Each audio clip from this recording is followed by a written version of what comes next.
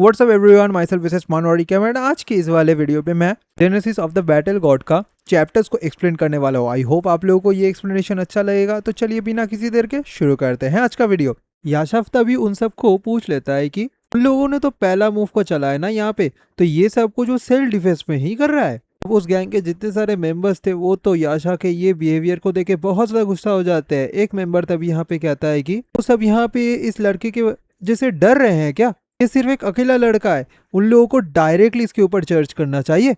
तो सबके सब मेंबर्स तभी यहाँ पे याशा के ऊपर अटैक करने के लिए दौड़ते हुए आगे बढ़ने लगते हैं। वो सब कहते हैं कि उन्हें जल्दी से जल्दी इस लड़के को यहाँ पे मारना है। याशा भी यहाँ पे ये चीज को देख के हंसने लगता है। तभी एक पर्सन डायरेक्टली आकर याशा के ऊपर अटैक देने की कोशिश करता है, बट याशा बहुत आसानी से उस अटैक को डॉज करता है, उसके सिर को पकड़ता है एंड जमीन पे पटक देता है बहुत ज्यादा इजीली।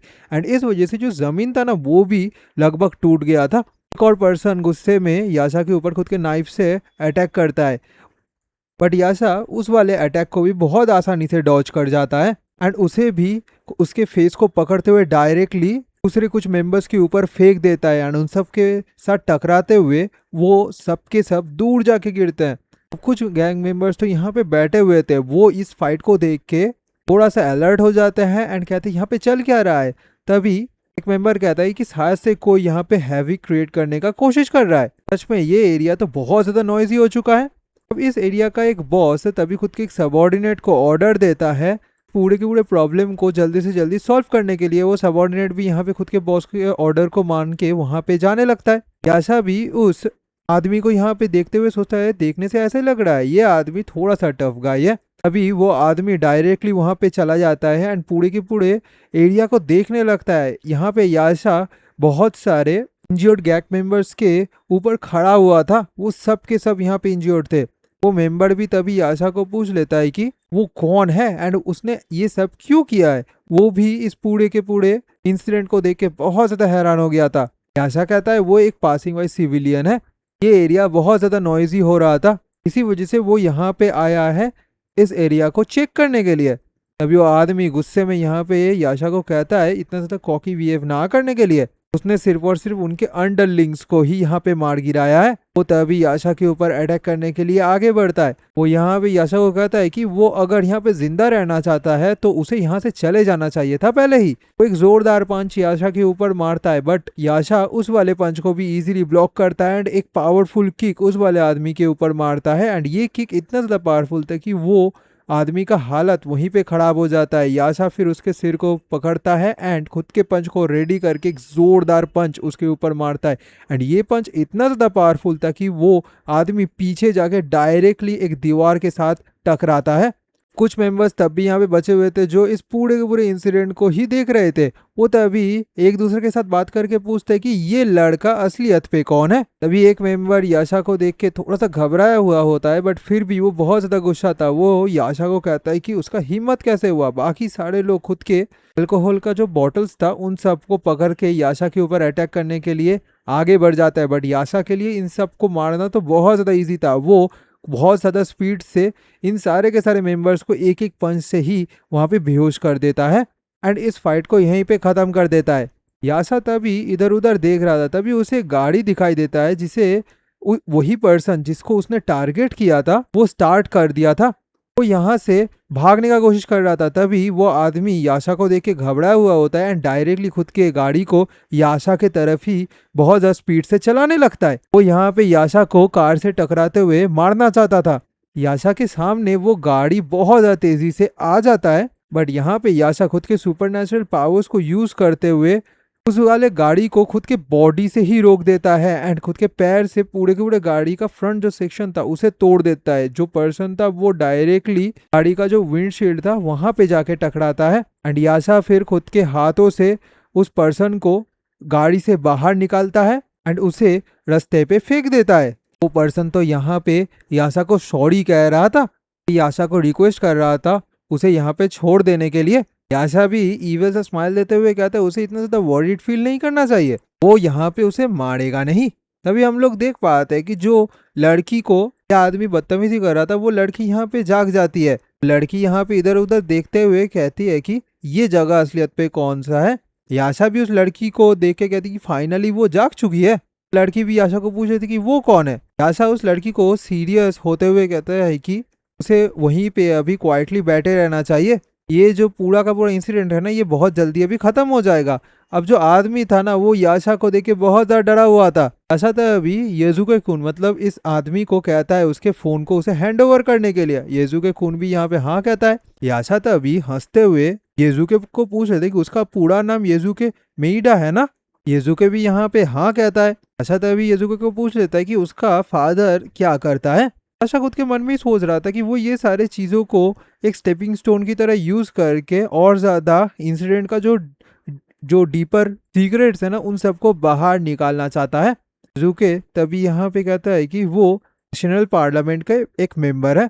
याशा भी समझ पाता है कि उसका जो इन्वेस्टिगेशन था उससे सारा का सारा इंफॉर्मेशन यहाँ पे मैच कर रहा है। तभी याशा येजुके को पूछ लेता है कि क्या उसका फादर को पता है कि येजुके ये सारे काम को करता है। येजुके ये बात को सुन के थोड़ा सा सोच में पड़ जाता है। याशा ने डायरेक्टली येजुके के फादर को यहाँ पे कॉल लगा दिया था। का फादर कॉल को पकड़ते हुए येजुके को पूछ लेता है कि वो कहाँ पे घूम रहा है इस रात में। यहाँ पे उसे क्या पता भी है कि अभी क्या टाइम हुआ है। एक पैथेटिक फूल है, हमेशा ही इस जैसे ट्रबल को क्रिएट करता है उन सब के लिए। आशा तभी यहाँ पे मिस्टर मेइडा को कहते हैं क्या वो येजुके के फादर है। येजुके का फादर भी यहाँ पे पूछ लेता है कि वो कौन है। आशा भी कहता है कि वो अभी मिस्टर मेइडा को ये बताना चाहता है कि उसका बेटा भी बहुत सारे गलत चीजों के साथ इन्वॉल्वमेंट रख रहा है। येजुके ऑलरेडी पकड़ा गया है ड्रग्स के साथ। यहाँ पे वो रेप भी अटेम्प्ट करने का कोशिश किया था असॉल्ट के साथ। तो उसने और भी वेरियस क्राइम्स भी यहाँ पे किया है। इसके भी ऊपर से वो रेड हैंडेड पकड़ा गया है। तो यहाँ पे उसे लगभग 10 साल से ज्यादा का जेल टाइम तो गुजरना ही पड़ेगा। यहाँ पे लग्जरी कार पार्क किया गया है, उन सब के डेस्क कैम से भी वो लोग एविडेंस को कलेक्ट कर चुके हैं। येजुके का फादर भी यहाँ पे गुस्सा होते हुए कहते हैं क्या वो कैसे बात कर रहा है, यहाँ पे वो पुलिस इन्वॉल्व है। ऐसा कहता है नहीं नहीं वो सिर्फ और सिर्फ एक पासर बाई है। येजुके एंड उसके दोस्तों ने यहाँ पे याशा के ऊपर टेरिबल वायलेंस यहाँ पे किया था। इसी वजह से याशा को अभी कॉम्पनसेशन के हिसाब से पैसे चाहिए। यहाँ पे उन लोगों ने फर्स्ट मूव को चला है तो यहाँ पे ये काम को करना सही होगा ना उनके लिए। अभी वो येजुके को कहता है खुद के फादर को ये सारे बातें बोलने के लिए। येजुके का फादर भी यहाँ पे येजुके को पूछ लेते ही क्या ये सब सच है। येजुके भी यहाँ पे खुद के फादर से माफी मांगने लगता है। आशा तभी यहाँ पे कहता है उसके पास ऐसा भी फुटेज है जहाँ पे येजुके खुद के गाड़ी से आशा को मारने का कोशिश किया था रन ओवर करते हुए। जो ड्रग डीलर्स है ना वो भी यहाँ पे अभी मौजूद है। जो विक्टिम है वो अभी उसके पास में ही खड़ी हुई है, वो सबके सब प्रॉपर्ली यहाँ पे टेस्टिफाई भी कर सकता है। येजुके का फादर भी यहाँ पे आशा को कहता है कि पहले उन लोगों को थोड़ा सा बात करना चाहिए। तो यहाँ पे आशा को कितने मनी का जरूरत है। आशा भी यहाँ पे कहता है 100 मिलियन येन उसे चाहिए। तो उसे एक रिटर्न प्रॉमिस चाहिए कि जो विक्टिम रहेगा उसे येजुके के फादर कोई भी हार्म नहीं पहुंचाएंगे। येजुके का फादर भी यहाँ पे गुस्से में कहता है क्या वो यहाँ पे मजाक तो नहीं कर रहा ना, यहाँ पे जो दूसरा चीज है उसको तो वो कर सकता है बट यहाँ पे मनी का बात किया जा रहा है तो वो इतने सारे मनी को यहाँ पे डिमांड कर रहा है। आशा भी तभी यहाँ पे येजुके फादर को कहते हैं क्या ये पूरे इंसिडेंट को वो अभी लाइव स्ट्रीम करना स्टार्ट कर दे। अब ये बात को सुन के येजुके का फादर तो सोच में पड़ जाते हैं। वो तभी यहाँ पे कहते हैं 50 मिलियन यन फिर कैसा रहेगा। यहाँ पे 50 मिलियन यन तो बहुत ज्यादा मनी है ना। आशा तभी कहता है कि ठीक है वो लोग फिर लाइव स्ट्रीम को स्टार्ट कर सकते हैं। तो फिर उनका नाम एंड टाइटल असलियत पे क्या है। आशा का येजुके का फादर तभी यहाँ पे आशा को कहते हैं कि ये सारे कामों को करके वो बचेगा नहीं एंड उसका लाइफ भी यहाँ पे हेल में कन्वर्ट हो सकता है। तो उन्हें ये मैटर को पीसफुली यहाँ पे सॉल्व करना चाहिए। आशा तब यहाँ पे कहता है कि येजुके फादर के पास जो इतना ज्यादा पावर है ना वो आसानी से कोई भी मीडिया या फिर ब्रॉडकास्टिंग स्टेशन को वहीं पे दबा देंगे अगर ये सारे चीजें वहाँ पे लीक होता है। तो इवन कोई एक ऑर्डिनरी पर्सन के पास अगर एविडेंस रहा एंड उसने येजुके के फैमिली के अगेंस्ट में लॉसूट भी फाइल किया फिर भी कोई भी गवर्नमेंट ऑफिशियल इस केस को सीरियसली नहीं लेंगे। फिर यही उनके लिए क्विकेस्ट वे है। तभी येजुके का फादर गुस्से में यहाँ पे येजुके को कहता है सच में वो उसके लिए सिर्फ और सिर्फ एक बर्डन है। आशा भी तभी गुस्से में यहाँ पे येजुके के फादर को कहता है ये सारे एक्सक्यूजेस तो बहुत हो चुका है, यहाँ पे अभी उन्हें सिर्फ और सिर्फ याशा के सवालों का जवाब देना चाहिए। युजुके का फादर भी यहाँ पे कहते हैं ठीक है, वो प्रॉमिस कर रहा है वो विक्टिम को इस पूरे के पूरे इंसिडेंट को लेके और ज्यादा इन्वॉल्व नहीं करेगा। एंड जो मनी का बात है वो उसे बहुत जल्दी प्रिपेयर करके भेज रहे हैं। वहाँ पे उन्हें एक अनट्रैकेबल चेक एंड सिक्योरिटी भेजा जाएगा एंड वो लोग $100 बिल्स का जो बंडल है ओल्ड करेंसी में उसे भेजेंगे। आशा भी हंसते हुए कहते हैं फाइनली वो दोनों एक दूसरे को समझ पाए हैं। तो तभी जो लोकेशन था उसे यहाँ पे येजुके के फादर को भेज देता है। फिर फोन को काट के जो फोन था उसे येजुके को भेज देता है।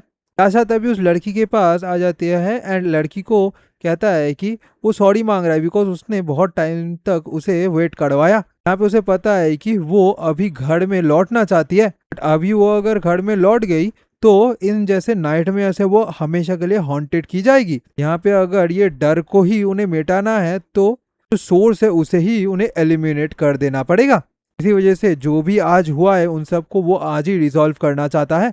तभी येजुके का फादर वो बॉडीगार्ड एंड पैसों के बैग को लेके डायरेक्टली याशा के पास आ जाता है एंड जो बॉडीगार्ड था वो उस पैसों के बैग को डायरेक्टली याशा को हैंडओवर भी कर देता है। ऐसा भी उस लड़की को कहा था कि आज अगर वो इस सारे इंसिडेंट को हैंडल कर लिया तो टुमारो वो ये सारे चीज़ों को क्लियर माइंड से फेस कर पाएगा।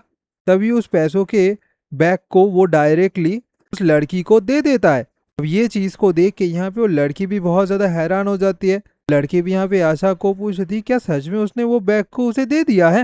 वो याशा को थैंक्स कहती है। याशा भी तभी यहाँ पे उस लड़की को पूछती वो कौन है, क्या उसने उस येजो के आदमी से ये बात किया था। एंड यहाँ पे उसे याशा को थैंक्स कहने का कोई भी जरूरत नहीं है। यहाँ पे याशा ने गुड विल से उसका हेल्प नहीं किया था। वो लड़की भी यहाँ पे कुछ कहने का कोशिश करती है एंड कहती है कि वो तो उसका लाइफ सेवर है ना।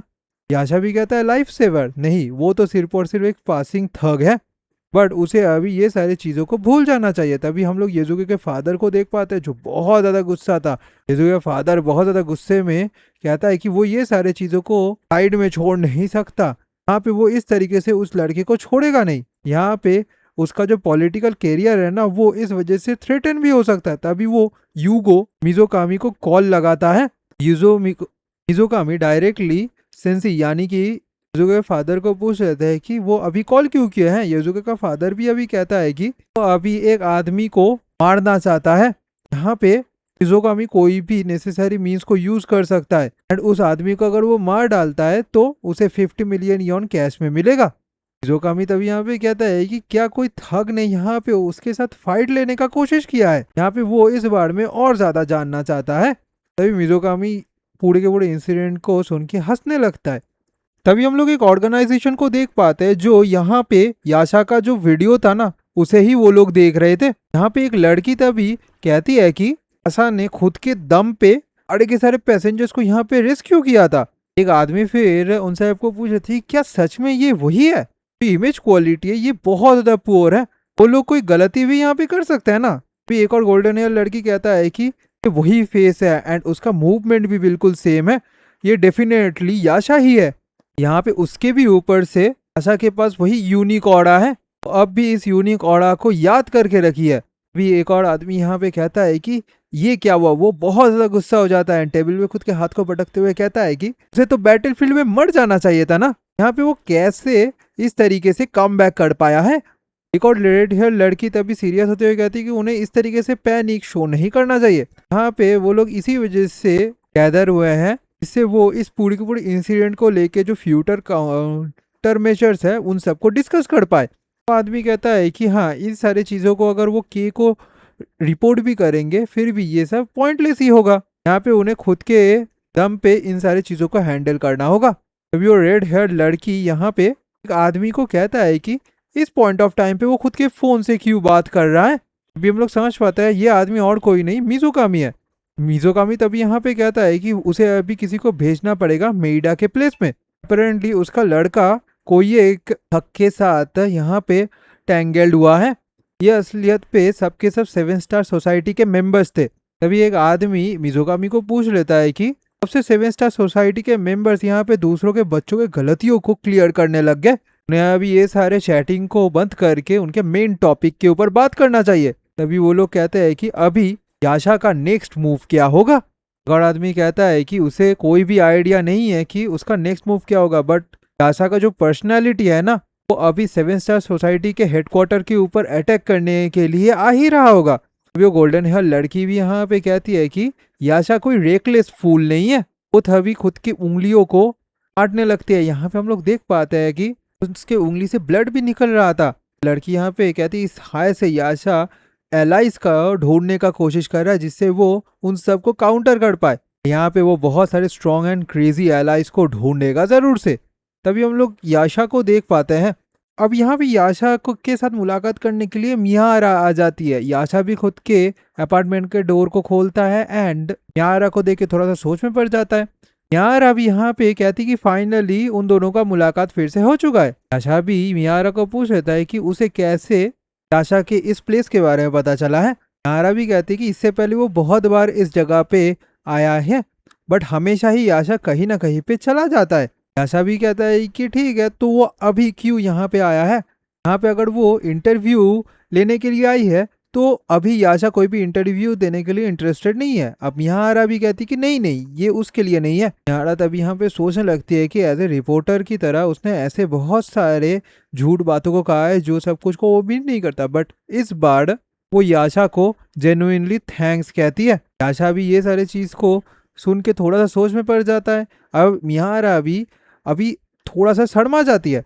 तभी मियारा यहाँ पे याशा का जो फोन था ना उसे ग्रैब करते हुए कहती है कि उसे प्लीज वो खुद के फोन को बोरो करने दे। वो तभी यहाँ पे याशा के फोन में कुछ टाइप करने लगती है। वो कहती है कि उसने मियारा को हेल्प किया था उसके जान को बचाते हुए, बट उसने कोई भी कॉन्टेक्ट इन्फो को दिए बिना ही वहां से चला गया है। याशा भी सोचता है कि यूजुअली ऐसा ही तो होता है ना दूसरे साइड से भी। मियारा तभी यहाँ पे लिस्ट को देख के थोड़ा सा हैरान हो जाती है।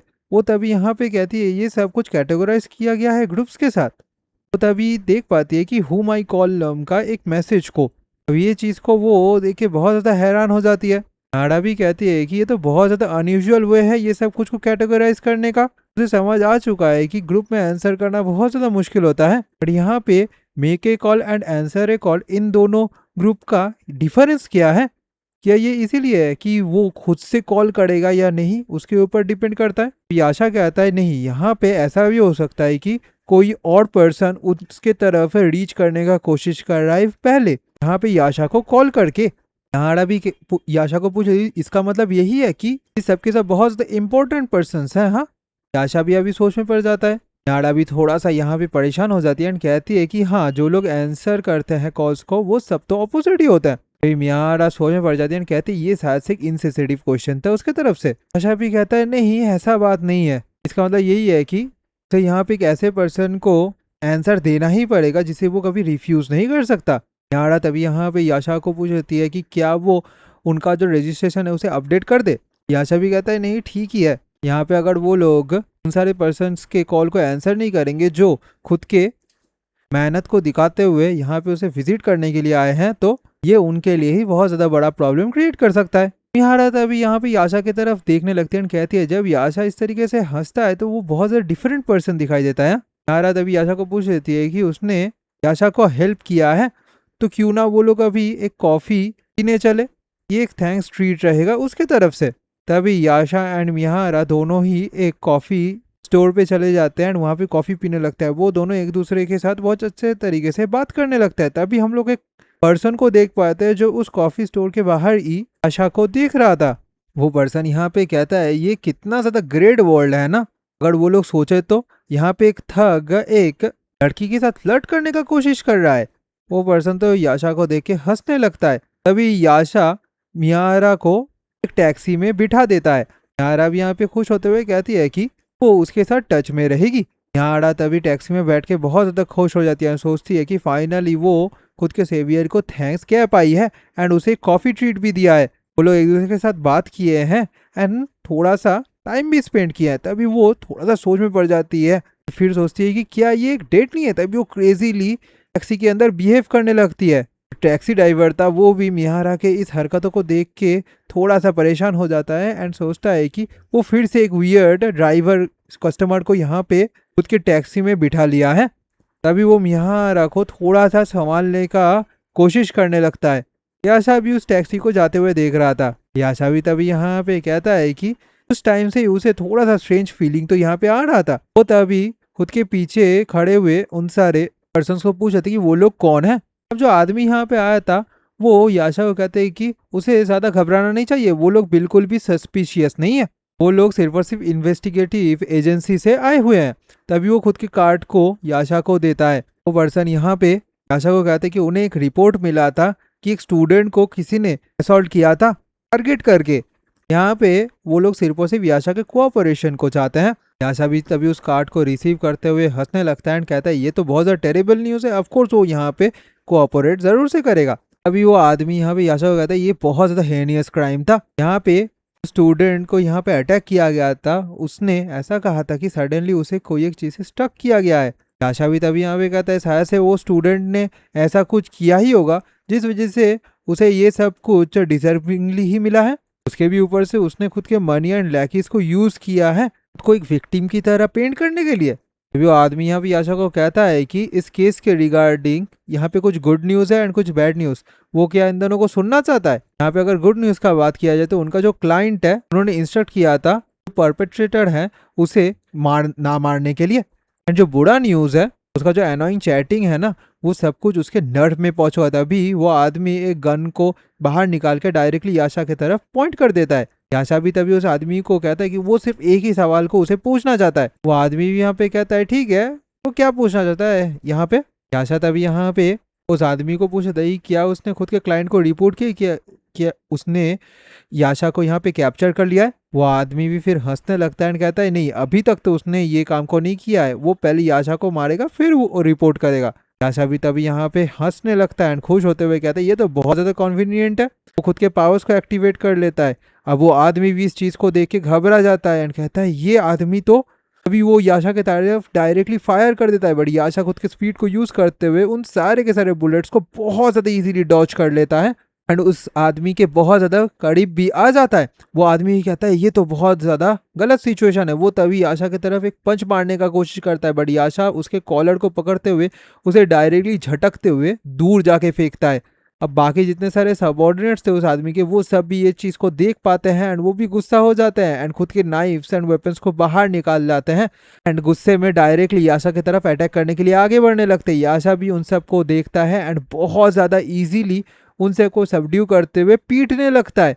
यहाँ पे एक एक स्ट्राइक से वो उस आदमी के जो इतने सारे लैकीज थे उन सबको मारता है। तभी एक डैगर को वो डायरेक्टली एक और पर्सन के फेस में फेंकता है। उस पर्सन का जो फेस था ना उसे काटते हुए वो डैगर डायरेक्टली पीछे की ओर जाके गिरता है। वो पर्सन तो ये चीज को देख के इतना सा डर गया था कि वो वहीं पे बैठ जाता है। अभी याशा उन सबको कहता है अभी उसके पास एक गुड न्यूज एंड एक बैड न्यूज है। यहाँ पे अच्छा बात यह है कि वो उन सबको मारेगा नहीं, बट जो बैड न्यूज़ है वो है कि अभी सिर्फ उसे नहीं मारेगा बट अभी वो लोग क्या करेंगे बिकॉज वो सिर्फ 3 तक गिनेगा। तभी वो 3, 2 एंड 1 करके गिनने लगता है एंड खुद के गन को डायरेक्टली पर्सर की तरफ पॉइंट करके रखता है। आज का ये वाला एक्सप्लेनेशन का एंड मैं यहीं पे कर रहा हूँ। आई होप आप लोगों को ये एक्सप्लेनेशन अच्छा लगा। बाद वाले टाइम पे इसी तरीके का एक्सप्लेनेशन मेरे चैनल पे सुनने के लिए प्लीज़ चैनल को सब्सक्राइब कीजिए एंड उसी के साथ साथ नोटिफिकेशन बेल को भी दबा दीजिए। एंड अगर आपको ये वीडियो अच्छा लगा तो प्लीज़ लाइक बटन को भी दबा दीजिए। तो यही कहते हुए thank you for watching, thank you for listening, see you soon next time, good bye.